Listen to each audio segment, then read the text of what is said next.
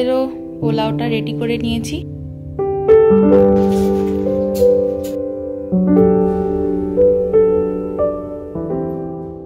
Hello everyone, good evening, welcome to my channel beautiful journey. নতুন একটা ব্লগে সবাইকে জানাই স্বাগত।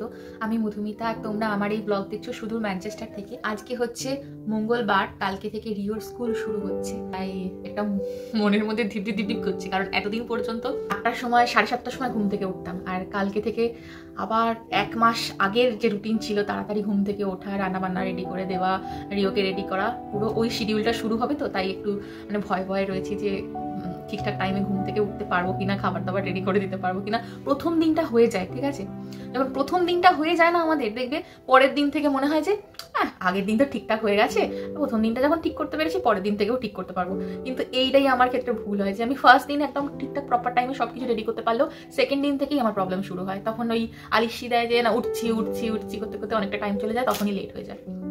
মনোজিৎ অফিসে বেরোবে ওরই সাথে একসাথে, তো দুজনের সবকিছু রেডি করে দেওয়াটা একটা বিশাল টাফ জব আমার কাল থেকে। আর সব থেকে বড় কথা, এখন মানে অনেকটা দেরি করে সকাল হয়, তো সেই জন্য সূর্যের আলো এতটা দেরি করে ওঠে, তো ঘুমটাও অনেকটা দেরি করে ভাঙে, তো এইটা একটা টেনশন রয়েছে। তো চলো ব্লগটা তো এখান থেকে শুরু করলাম, এরপরে কাল পর্যন্ত কন্টিনিউ হবে। ইউকেতে সামার ভ্যাকেশন কিন্তু মোটামুটি সব স্কুলে প্রায় একই সময়ে পড়ে থাকে, তবে সেক্ষেত্রে 1 সপ্তাহ এদিক ওদিক হতে পারে ডিপেন্ডিং অন স্কুল অথরিটি। মোটামুটি এখানকার সব স্কুলে কিন্তু 6 সপ্তাহ একটা গরমের ছুটি পড়ে। এখানকার স্কুলগুলোতে ইউজুয়ালি লেট জুলাই থেকে আর্লি সেপ্টেম্বর পর্যন্ত সামার ভ্যাকেশন পড়ে থাকে। রিওর স্কুলেও কিন্তু 25 জুলাই লাস্ট স্কুল হয়েছিল, আর 4 সেপ্টেম্বর কিন্তু ওর স্কুল খুলছে। যেহেতু দিনের সময়টা অনেক বড় হয় আর যেহেতু ওয়েদারও খুব ভালো থাকে এই সময়, সেই কারণের জন্যই কিন্তু সবার ঘুরতে যাওয়ার প্ল্যানিংটাও হয় এই সময়। তাই এই সময়ে কিন্তু বাবা মারা অফিস থেকে ছুটি নিয়ে একটা লং ট্রিপে বাচ্চাদেরকে নিয়ে ঘুরে আসে। জানলে অবাক হবে হয়তো, এখানকার মানুষ কিন্তু ইন্ডিয়াতে সামার ভ্যাকেশন কাটাতে যায়, স্পেশালি গোয়াতে। যাই হোক, কথা বলতে বলতে কিন্তু আমার সবজিপত্র প্রায় গুছানো হয়ে গেছে, আর এত টমেটো, গাজর, পেঁয়াজ, ক্যাপসিকাম সবকিছু মিলিয়ে দাম পড়েছে মাত্র 1.29 পাউন্ড, মানে ইন্ডিয়ান কারেন্সিতে 130 থেকে 140 টাকা মাত্র। আর এই সবকিছুই এসছে মনোজিতের অফিস থেকে আজকে।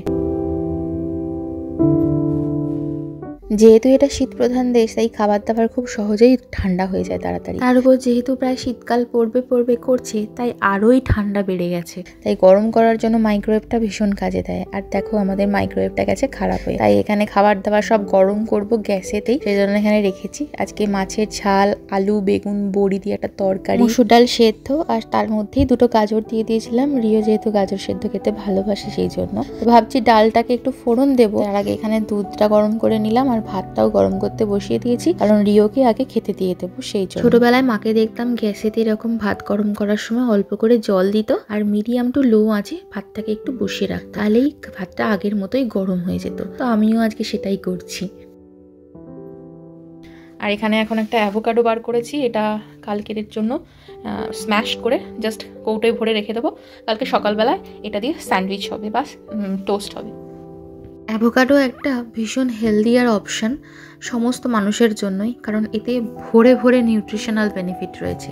তাই অ্যাভোকাডো কিন্তু খাওয়াটা খুবই ভালো জিনিস। তবে আমাদের দেশে কিন্তু অ্যাভোকাডো প্রচুর দামি, তবে এখানে কিন্তু অ্যাভোকাডো খুব সহজেই পাওয়া যায় বলে দামটা খুব একটা বেশি হয় না। মোটামুটি মিডিয়াম সাইজের একটা অ্যাভোকাডোর দাম পড়ে যায় তোমার ওই ধরে নাও 75 টাকা বা 80 টাকা এরকম। তো আমরা দুজনেই অ্যাভোকাডো খেতে ভালোবাসি, ব্রেডের ওপরে লাগিয়ে আমরা মেনলি অ্যাভোকাডো টোস্ট বা অ্যাভোকাডো স্যান্ডউইচ হিসাবেই খেয়ে থাকি, আর তাই কালকের জন্য এটা রেডি করে রাখলাম। কি করছিস তুই? তুই কি ভাবছিস মা দেখতে পাচ্ছে না? হ্যাঁ, কালকে এটা যাবে অলিভিয়ার কাছে, তাড়াতাড়ি তাহলে আগে ঠিক কর, নালে কালকে একদম সোজা চলে যাবে অলিভিয়ার কাছে। ঠিক করছিস? তুই কি করছিলিস এতক্ষণ? এই, এটা তো ল্যাপটপ নয়, কি করছিলি জিজ্ঞেস করছি তোকে আমি। হ্যাঁ, কি করছিলিস রে? ওই মাইক্রোওভেন খারাপ হয়ে গেছে, তুই আর ওভেনে কেরামতি করিস না, বুঝেছিস তো? এবার আমাদেরকে তাড়িয়ে দেবে এখান থেকে, বলবে তোমরা একদম অপয়া, ঘরে ঢুকতে না ঢুকতেই সব খারাপ হয়ে যাচ্ছে। ছেড়ে দে বাবা, ঠিক আছে?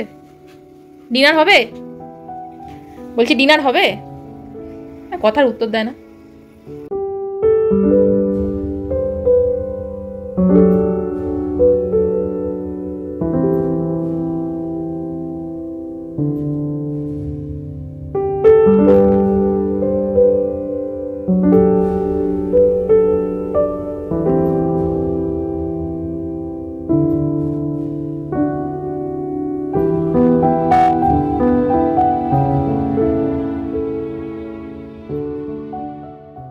এখন যেহেতু তাড়াতাড়ি সন্ধে হয়ে যায়, সেই জন্য এই মিনিয়েচার লাইটগুলো একটু জ্বালিয়ে দিলে সন্ধেবেলায় বেশ ভালো লাগে আর মনটাও বেশ ভালো হয়ে যায়। এখন এদিকে আমি স্যালাডটা কেটে নিচ্ছি, কারণ খাবার দাবার সব গরম হয়ে গেছে আর একটু পরেই আমরা ডিনারটাও করে নেব। প্রায় 6 সপ্তাহ ছুটি কাটানোর পরে কাল থেকে যখন রিও স্কুলে চলে যাবে, বাড়িটা বড্ড ফাঁকা ফাঁকা লাগবে। আমার একটু খারাপ লাগলেও ওর কিন্তু বেশ ভালোই লাগবে, কারণ ও বাড়িতে একা একা ভীষণই বোর হতো। স্কুলে গেলে বন্ধু বান্ধবদের সাথে দেখা হবে আর দিনটাও একদম নিমেষের মধ্যে কেটে যাবে। যেহেতু কালকে প্রথম দিন স্কুলের, তাই জন্য আমি জিজ্ঞেস করেছিলাম কি নিয়ে যাবি, আমায় বলেছে পোলাও নিয়ে যাবো মিষ্টি মিষ্টি করে। সেই জন্য এখানে আমি কালি জিরা জাল ধুয়ে জল ঝাড়িয়ে হাওয়ায় মিলে শুকনো করতে দিয়ে শুতে চলে যাব, আর সকালে উঠে সবকিছু মাখিয়ে রেডি করে নিয়ে পোলাওটা বানিয়ে নেব।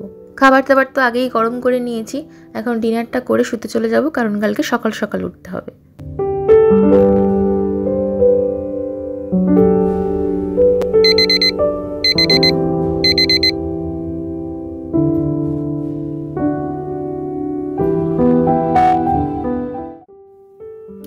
এখন ঘড়িতে তো 6:06 বাজছে, আর বাইরের আকাশটা দেখো। আগে 6টা বাজলেই পুরো আলো ফুটে উঠতো, আর এখন পুরো অন্ধকার।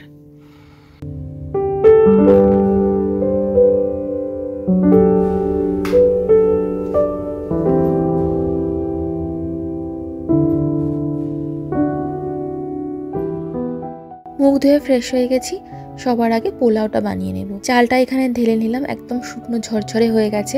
এর মধ্যে পরিমাণ মতো ঘি, আমি ওই 1.5 চামচ মতো ঘি দিয়েছি, আদার রস আর সাথে একটু আদার গ্রেট করা অংশ, সাথে দিলাম হলুদ গুঁড়ো বেশ খানিকটা কালারের জন্য। তোমরা চাইলে এখানেই গোটা গরম মশলা, তেজপাতা, নুন, মিষ্টি সবকিছুই মাখিয়ে নিতে পারো, তবে আমি এভাবেই বানাই। কড়াইয়ের মধ্যে অল্প পরিমাণ ঘি অ্যাড করলাম, তার মধ্যে বেশ কিছুটা কিশমিশ, আমার কাছে খুব একটা বেশি ছিল না বলে অল্পই দিয়েছি। তার মধ্যে তেজপাতা, দারচিনি, লবঙ্গ, এলাচ দিয়ে চালটাকে ঢেলে অনেকক্ষণ ধরে মিডিয়াম টু লো আঁচে ভালো করে ভাজতে হবে।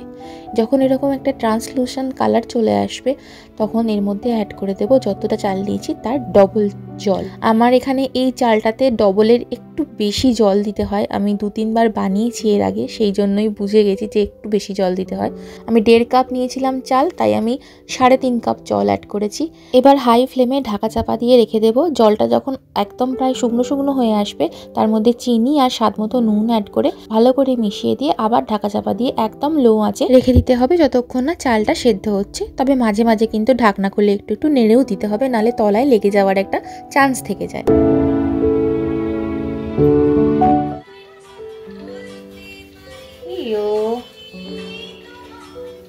ফার্স্ট ডে অফ স্কুল বাবা।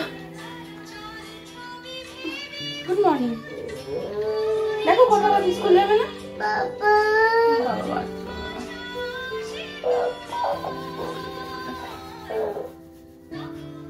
লিলি তুই স্কুলে যাবি? টুকটুক টুকটুক। ওই দে, ওইদিকে দে, ওই যে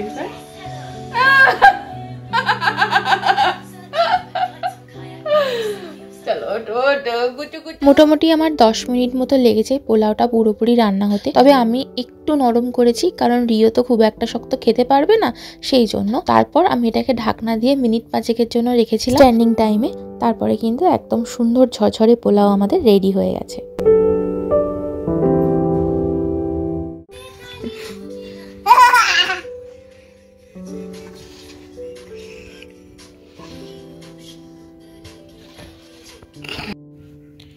তো এখানে মনোজিতেরও পোলাওটা রেডি করে নিয়েছি, আর এতে রিওকে দিয়ে দিয়েছি। তো এটা একটু গরম জলে ঢাকনা দিয়ে রেখেছিলাম, তারপর মুছে নিয়ে এতে ভরেছি, যাতে একটু গরম থাকে। খুব বেশিক্ষণ গরম থাকে না, মানে খুব বেশি গরম থাকে না, হালকা গরম থাকে যখন ও খায়। আর এটা তো মনোজিতের।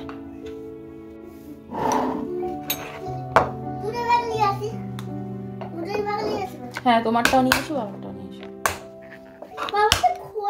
আচ্ছা ঠিক আছে, নিয়ে এসো।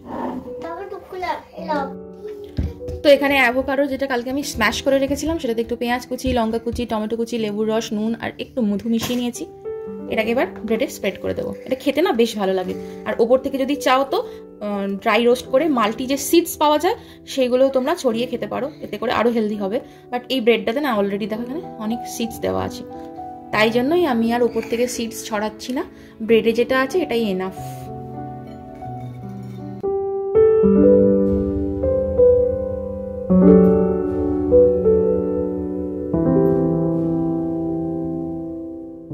রিও যেহেতু আজকে প্রথম দিন স্কুল যাচ্ছে আর আমরা ওর জন্য একটা নতুন লাঞ্চ ব্যাগও আনিয়েছি, সেটাতেই দিচ্ছি।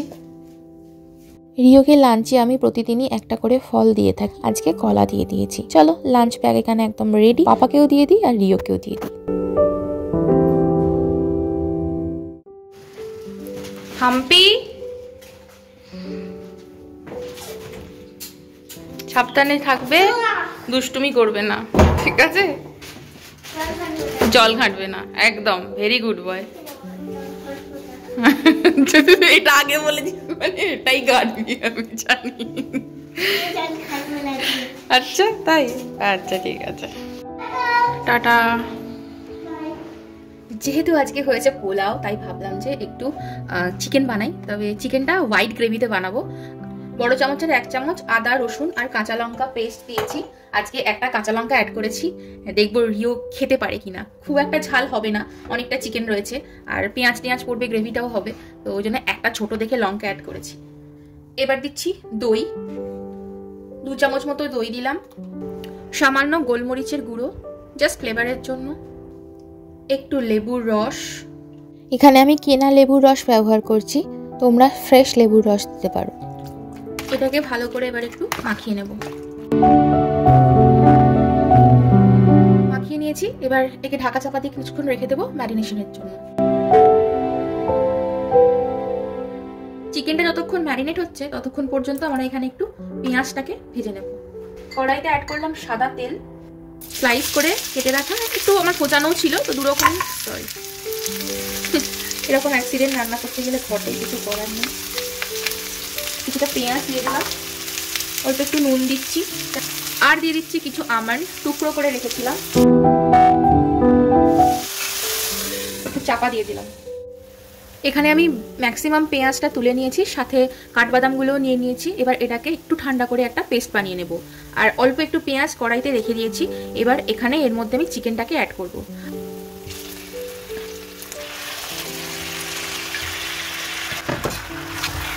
এবার চিকেনটাকে একটুখানি ভালো করে ভাজা ভাজা করতে হবে, যাতে করে চিকেনের কালারটা একটু চেঞ্জ হয়ে যায়। আঁচটা মিডিয়াম টু হাই ফ্লেমে রাখছি। এখন আমি 1.5 চামচের মতো আদা রসুন বাটা যেটা ছিল সেটা অ্যাড করে দিয়ে ভালো করে মিশিয়ে নিচ্ছি। তোমরা চাইলে পেঁয়াজ ভাজার পরেও কিন্তু এটা অ্যাড করতে পারো। চিকেনের কালারটা দেখো চেঞ্জ হয়ে গেছে। এবার আমি যে পেস্টটা বেটে রেখেছিলাম সেটা এখানে অ্যাড করছি। মশলাটা অ্যাড করার পরে ভালো করে একটু নাড়াচাড়া করে কষিয়ে নিয়ে অ্যাড করে দিয়েছি স্বাদ মতো নুন আর একটু চিনি। ভালো করে মিশিয়ে দিয়ে ঢাকা চাপা দিয়ে এবার চিকেনটা সেদ্ধ হতে দিতে হবে।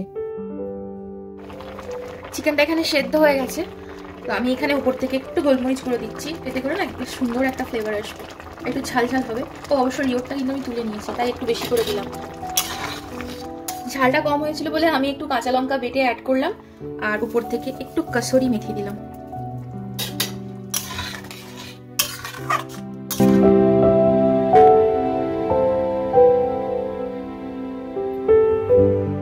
দুটো বেজে গেছে, ঝটপট করে এখন লাঞ্চটা সেরে নিই, তারপরে রিওকে আনতে যাব। রিওকে নিয়ে এসে আবার ওকে নিয়ে ফুটবল ক্লাবে যাব, ওর ফুটবল শেখা আছে আজকে। অন্যদিন মনোজিৎ যায়, বাট আজকে মনোজিৎ পারবে না বোধ হয়, কারণ ওর অফিসে বিশাল চাপ চলছে, কাল থেকেই চলছে চাপটা। কালকে অনেক দেরিতে এসছে অফিস থেকে, প্রায় 8:30, আর আজকেও হবে না বলে দিল। একা একা যেতে হবে, প্রচুর কাজ, ঝটপট করে খেয়ে নিয়ে যাও।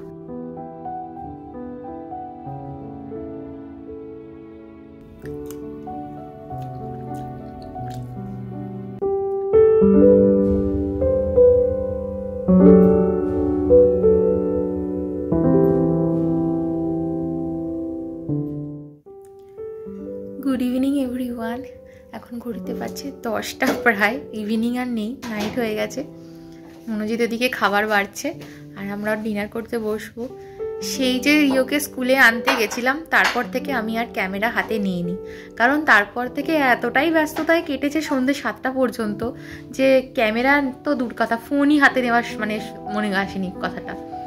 তো রিওকে স্কুল থেকে নিয়ে এলাম, খাওয়ালাম, তারপরে আবার ফুটবল ক্লাবে নিয়ে গেলাম কোচিংয়ের জন্য। ফুটবল খেলা হয়ে যেতে বাড়ি ফিরে তারপরে আমরা একটু সবাই মিলে একটু আড্ডা দিলাম। আমি, দেবলীনা, তোরসা, পুচকেগুলো নিজেরা খেললো। দেবলীনা দিদি বাড়িতে গেছিলাম, তো বেশ ভালো একটা সন্ধে কাটালাম। অ্যাকচুয়ালি কি বলতো, সারাদিন কথা বলতে পারি না, ঠিক আছে। তো মনোজিৎ তো অফিস থেকে 7টার সময় ফিরে আবার অফিসের কাজ করতে বসেছিল। আর সত্যি কথা বলতে ও এতটাই ব্যস্ততা যে সবসময় কথা বলে উঠতে চাইলেও পারে না। তো সেইটুকু টাইম কথা না বলে থাকাটা যে কতটা কষ্টের, এখানে বাইরের দেশে থাকতে গেলে এগুলো হয়, কিছু করার নেই। তো ওদের বাড়িতে গিয়ে সবাই মিলে মোটামুটি 45 মিনিট কি 1 ঘন্টার মতো আমরা কথা বলেছি, মন খুলে গল্প করেছি, সাংসারিক কথা, বাচ্চাদের গল্প, সব কিছু মিলিত আর কি। তারপর বর্তমানে যে পরিস্থিতি চলছে কলকাতায় সব কিছু নিয়ে, তো বেশ ভালো লাগলো যে কথা বলতে পেরেছি। আমি যে এই যে বলছি এটা দেখেও হয়তো অনেকে বুঝতে পারছে যে আমি কতটা খুশি হয়েছি যে একটু কথা বলতে পেরে। তো আমি চট করে কারোর সাথে কথা বলতে পারি না, এটা আমার একটা প্রবলেম। আর যখন বলি কারোর সাথে বক বক করেই যাই। তো যাই হোক, এখন ডিনারটা করে নিই আর ব্লগটাও এখানে শেষ করলাম।